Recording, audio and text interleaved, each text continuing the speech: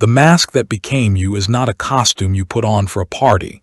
It is a second skin that has grafted itself to your soul so completely that the original contours of your face have faded from memory. It didn't arrive dramatically. There was no single moment where you decided to betray yourself. It arrived quietly through 1,000 tiny concessions. A swallowed opinion here, a forced smile there. A moment where you realized that being agreeable was safer than being honest, that being impressive was more rewarded than being sincere. Over time, the mask stopped feeling like something you wore and started feeling like something you were. And now, when you try to imagine who you are without it, there is only static, a vague sense of absence, like trying to remember a dream that evaporates the moment you wake up. We are living in the era of the great performance, a time where existence itself feels auditioned. Life has become a continuous casting call in which everyone is both the actor and the judge. You are evaluated at work, evaluated at school, evaluated in relationships, evaluated by algorithms that reduce your complexity to metrics, likes, and impressions. To survive, you learn to edit yourself in real time. You learn which parts of you receive applause and which are met with silence or discomfort. Slowly, unconsciously, you begin to amputate the parts that don't perform well. Curiosity becomes impractical. Sensitivity becomes weakness. Slowness becomes laziness. You replace them with efficiency, likability, and emotional neutrality. The result is a version of you that functions exceptionally well in systems, but feels increasingly alien inside your own body. Every morning, millions of people wake up already tired, not because the day has begun, but because the preparation has. Before you even leave your bed, you are already rehearsing.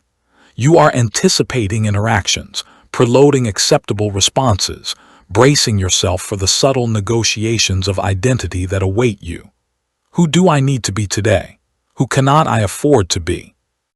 This calculation runs silently in the background of your mind like an app you forgot to close, draining your battery even when you're doing nothing. By the time you step into the world or open your laptop, the mask has already snapped into place with that familiar internal click. Your shoulders align. Your voice finds its approved register. Your thoughts cue themselves behind an invisible sensor. The performance begins. We call this maturity. We call it professionalism. We call it being an adult.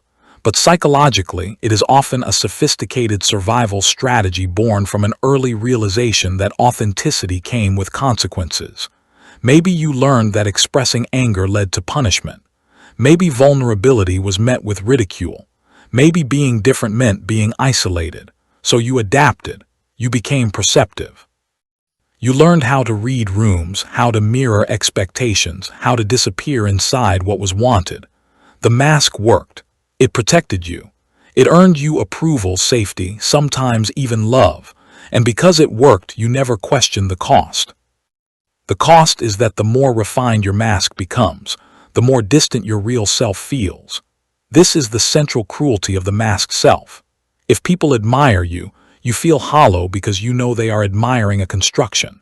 Their praise slides off you without landing because it was never meant for the real you.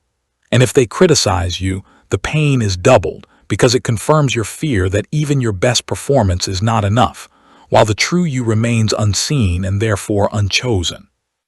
You live in a permanent state of emotional exile, surrounded by people yet fundamentally alone, because no one is actually in the room with you. They are interacting with your proxy. Over time, this split creates a low-grade but relentless form of psychological friction. Your actions drift further from your values. Your words drift further from your feelings. This is cognitive dissonance not as a concept, but as a lived environment. It is the hum of tension that never fully shuts off. It shows up as chronic fatigue that sleep doesn't fix, as anxiety without a clear cause, as a strange numbness where even good things feel muted, like they're happening to someone else. You tell yourself you should be grateful, that nothing is technically wrong, and yet something essential feels misaligned, like your internal compass has been tampered with. You aren't exhausted because you're weak. You're exhausted because you're translating yourself all day. You're constantly converting your raw internal experience into a socially acceptable format. Imagine speaking a second language nonstop, every thought filtered, every sentence calculated, never allowed to relax into your native tongue. Eventually, your mind aches, your emotions lag, your sense of self begins to blur. You forget what you actually think, because you are so practiced at thinking what is expected. The danger is that this performance becomes automatic. What begins as a conscious adaptation turns into a reflex. The mask answers questions before you've even registered them. Someone asks how you're doing and the response escapes your mouth, perfectly formed, upbeat, reassuring, while your body remains unheard. You laugh at the right moments. You nod at the right cues. You express opinions you no longer remember forming. Life starts happening at a distance. You are present but not inhabited. Engaged but not invested. Alive but not awake. This is where the deformation happens. Just as bones adapt to pressure over time, your personality reshapes itself around constraint. The parts of you that were once spontaneous become cautious. The parts that were once passionate become strategic. You stop following curiosity and start following outcomes. You don't ask what feels meaningful. You ask what makes sense, what advances the narrative of who you are supposed to be. Slowly, your inner world grows quieter, not because there is peace, but because there is neglect. Unexpressed emotions don't disappear. They sink. They accumulate. They turn into background noise that you learn to ignore until it becomes your baseline. Then comes the mirror effect. One day, often without warning, you notice something unsettling. You look at your life, at your routines, your achievements, your relationships, and you feel a strange detachment. This is objectively my life, you think, but subjectively, I am not here. You look in the mirror and see a competent, functioning person, but you cannot feel them from the inside. You search for the earlier versions of yourself, the interests that once lit you up, the instincts you used to trust, and they feel distant, almost fictional. You begin to wonder if they ever truly existed, or if they were just preliminary drafts overwritten by the demands of reality. This is the existential vacuum. It is not loud despair. It is quiet emptiness. You have checked the boxes. You have done what was asked. You have built the life that was advertised as fulfilling. And yet, there is a persistent sense that the wrong person showed up to receive it. The success feels impersonal. The milestones feel symbolic rather than satisfying. You feel like a ghost haunting your own accomplishments, present but untouchable, observing rather than participating. This is why people who appear to have everything sometimes implode without warning. From the outside, their collapse looks irrational, ungrateful, even selfish. From the inside, it is the moment the mask finally cracks under the weight of sustaining a life that was never aligned with the self underneath. It is the realization that you have invested decades of energy into becoming someone you can tolerate, but do not love. Someone impressive, perhaps, but unfamiliar. And the grief that follows is not just for what you lost, but for what you never allowed yourself to become. Breaking the mask is not a cinematic awakening. It is not a single revelation that resolves everything. It is a slow, destabilizing process of subtraction. It is the uncomfortable work of noticing when you are performing and choosing, again and again, not to. It is allowing awkward silences instead of filling them with likability. It is admitting confusion instead of projecting certainty.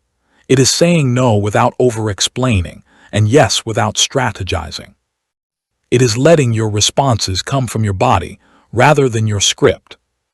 This process is deeply threatening to the structures you have built. People who benefited from your performance may resist the change. They may accuse you of changing, of becoming difficult, of losing your edge. In reality, you are losing your armor. And armor, while protective, is also isolating. It prevents intimacy. No one can touch you through it. No one can truly know you through it. Real connection requires texture, inconsistency, exposure. It requires you to be seen in states that are not optimized for approval. To be real is to risk misunderstanding. To be authentic is to accept that not everyone will like what they see. This is not a flaw of authenticity. It is its price. The mask promises universal acceptance at the cost of internal exile. Reality offers selective connection at the reward of internal coherence. You cannot have both. You must choose which pain you are willing to live with. The mask may have saved you once. It may have been a necessary adaptation in an environment that did not make space for your full humanity. There is no shame in that. Survival strategies are not moral failures, but what protects you in one season can suffocate you in another. When the mask outlives its usefulness, it becomes a burden you carry out of habit, not necessity. Freedom does not arrive when you finally perfect the performance. It arrives when you no longer need one, when your inner and outer worlds begin, imperfectly, to align, when your energy is no longer spent maintaining an image, but invested in living an experience, when your yes means yes and your no means no, when your laughter is not calibrated and your sadness is not hidden, when you allow yourself to be exactly as complex, contradictory, and unfinished as you are. The most powerful version of you is not the most polished one. It is the most integrated one, the one who is allowed to feel before responding, to want without justification, to exist without constantly proving their worth.